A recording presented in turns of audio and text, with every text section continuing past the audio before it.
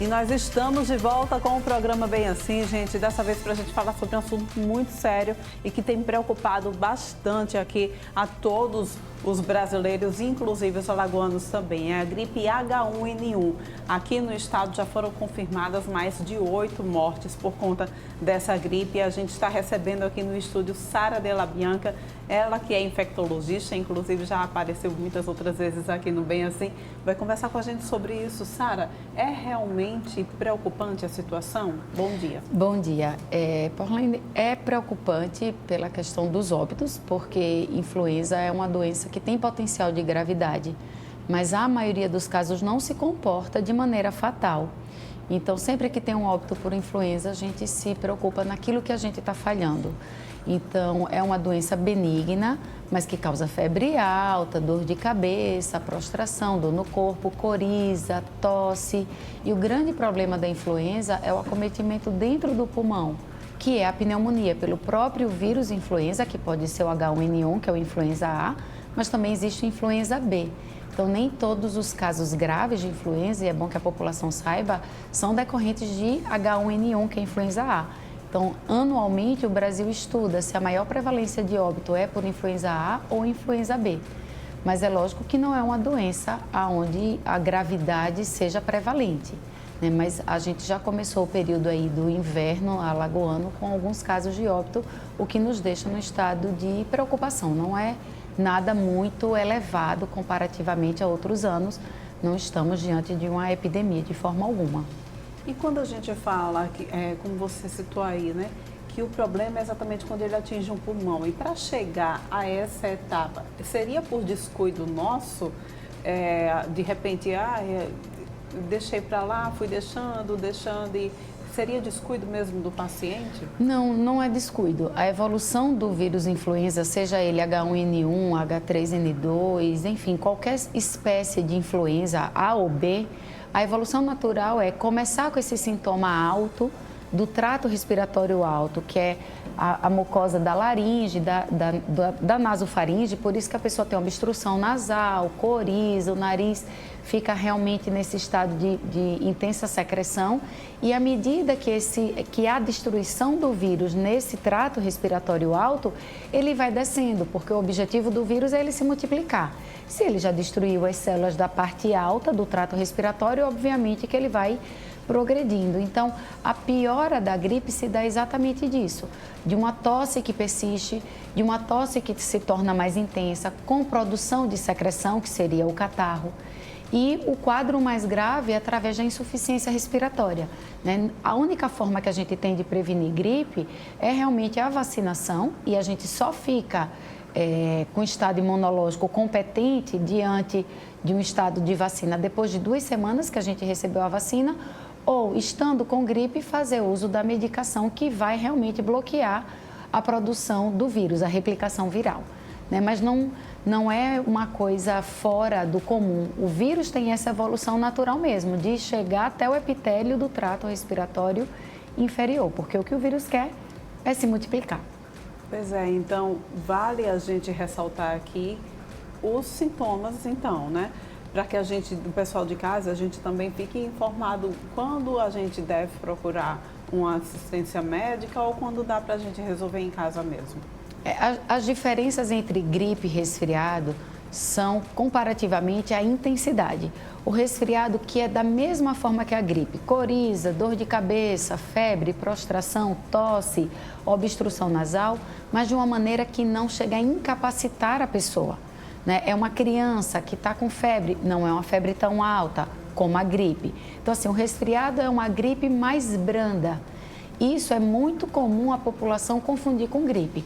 A gripe, a febre normalmente é muito alta, salvo alguns casos que podem acontecer até mesmo sem febre, mas não é o mais comum.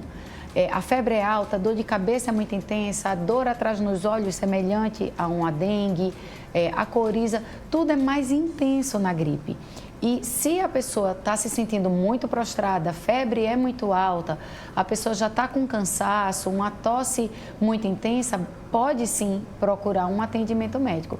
Se é um quadro mais leve, a pessoa não está tão incapacitada ou a criança está se alimentando, está bebendo líquido, não demanda um tratamento específico. Então, na dúvida, lógico, deve procurar um atendimento.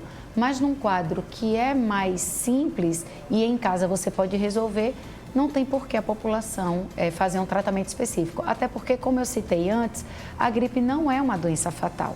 O esperado é que dentro de uma semana, a pessoa acometida por influenza A ou B, o H1N1 ou outra espécie, esteja melhor por conta própria, mesmo sem o uso da medicação específica, que é o remédio contra o vírus.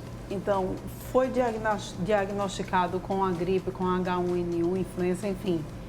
O que é que se deve fazer? Qual é o tratamento indicado? Se a pessoa não recebeu o medicamento antiviral, que é o oseltamivir, ou mesmo que tenha recebido, é ficar em casa. O mais importante é quebrar a cadeia de transmissão. Então, se é uma faixa etária onde a pessoa já trabalha, ficar totalmente ausente da atividade laboral, não pode trabalhar para evitar o contágio, porque é uma doença extremamente contagiosa, infecto-contagiosa.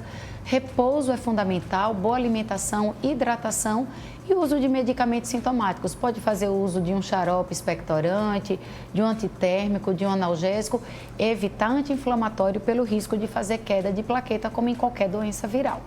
Quando a gente fala de transmissão, uma doença altamente contagiosa, quais são as principais formas de contágio?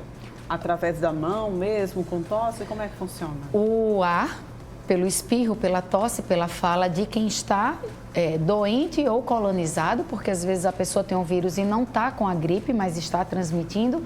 E o principal contato é através das mãos, porque a pessoa fica colonizada, né, estando doente ou não, e aí com o contato de objetos, de toque, direto ou indiretamente ao contágio do vírus influenza.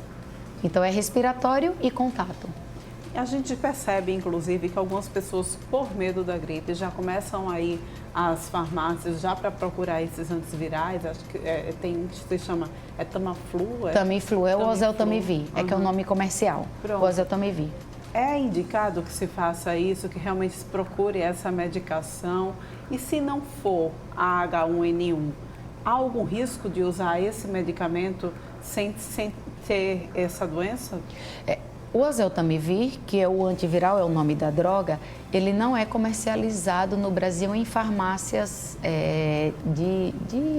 da população, né? Uhum. É uma medicação que o governo brasileiro retém e distribui anualmente, antes de chegar o período do inverno, para todos os hospitais, públicos, inclusive privado. Então, hoje no Brasil, antigamente você conseguia fazer a compra do medicamento em farmácia. Mas hoje no Brasil, quem tem o poder de pegar o oseltamivir são os hospitais. E aí uma pessoa, seja da rede privada ou da rede pública, que procure atendimento médico e de enfermagem, só vai receber a medicação mediante uma prescrição médica. Então, os pacientes de rede privada, eles adquirem a medicação no hospital após um diagnóstico médico de gripe e nem todos os casos está indicado, porque, como já foi dito, a gripe é uma doença benigna. Se voltar a comercializar o oseltamivir e uma pessoa não esteja com gripe e fizer uso, o medicamento não traz grandes malefícios, mas não é um medicamento isento de efeito colateral. Mas se a pessoa estiver somente com resfriado, que não é o vírus H1N1, e fizer uso da medicação, a medicação não vai ter ação, porque o oseltamivir é um remédio, um antiviral, que tem ação específica em proteínas dos vírus influenza, seja influenza A ou B. Então, se a pessoa tiver com outro tipo de vírus, que muitas vezes causa apenas o resfriado, não vai ter mudança no curso daquela doença, mas mal também não vai fazer. Pois é, então, gente, olha, ficam as dicas para você que está em casa acompanhando a gente. Precisa sim procurar um especialista, né, uma unidade de saúde. Se esses casos, se esses sintomas forem mais ativos, se realmente deixar o paciente muito debilitado. Agora, tem casos também, Sara, em que a gente, de repente, chega lá na emergência e a gente percebe que o profissional, ele acaba segurando um pouco e às vezes o pai, digamos assim, numa situação de mãe, né, que está indo levar a criança, às vezes os pais eles precisam pedir para que o médico faça esse exame. Vai pela intuição mesmo? Hoje, para fazer a pesquisa do vírus, se for pela rede pública e alguns hospitais privados não dispõem do exame, somente a rede pública, que é o laboratório central aqui do estado, que em todas as unidades da federação no Brasil tem, que é o LACEN. Então, só faz se for um quadro grave de influenza.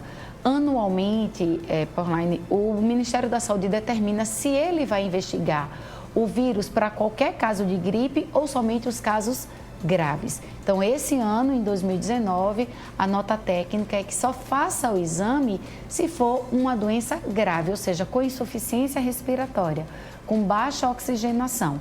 Então, se eu chego com meu filho, ou eu, ou qualquer pessoa com um quadro de gripe simples, não tem o direito a fazer o exame por via pública. Se o hospital privado disponibilizar a coleta e o envio dessa amostra para fora de Alagoas ou a execução aqui, tudo bem, pela rede privada.